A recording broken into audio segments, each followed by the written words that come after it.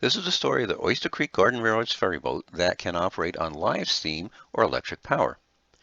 The ferry boat teapot started out as an open motor launch kit from Midwest Products. The hull built up primarily from balsa and was covered in epoxy fiberglass.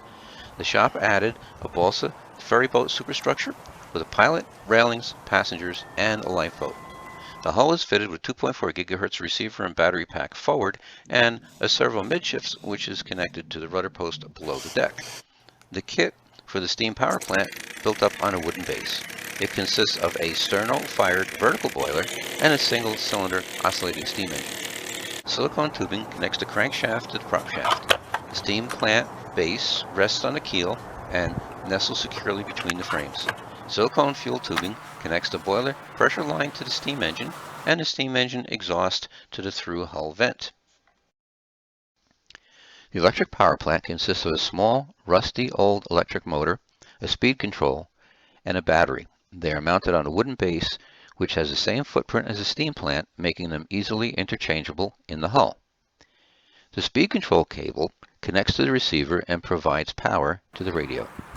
The silicone fuel tubing makes the connection between the motor and the prop shaft. A larger than necessary battery replaces the weight of the boiler to help maintain proper trim.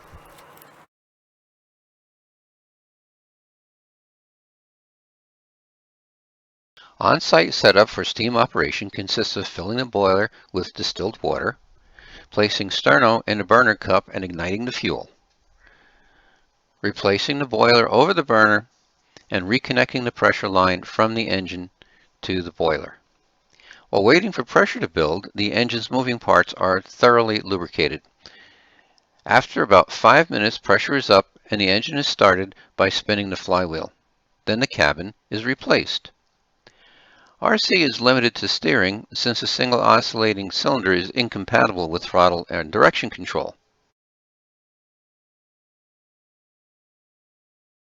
On-site setup for the electrical power plant consists of plugging the battery into the speed control and replacing the cabin. Electric power provides maneuverability due to the speed and direction control, and it delivers hours of runtime. But the electric drive does not provide the sense of accomplishment that operating with live steam does. Using interchangeable power plants provides the option for either challenging or convenient sailing with the same boat. If you enjoyed this video, give it a like, or share it with a friend, or check out some of the other DIY Garden Railroad projects on this channel. Thank you for watching.